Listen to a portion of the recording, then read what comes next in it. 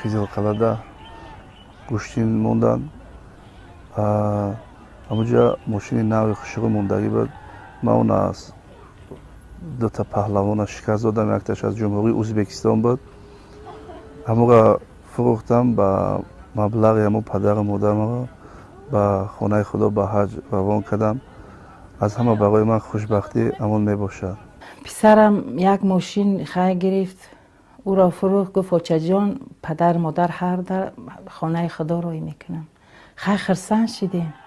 گفتیم خدا برکتت بیا، خدا ایقا زیادت بیا، خدا بو ایقا آب و رود بلندتر شود پسرم. خیلی همون مرادش حاصل شد.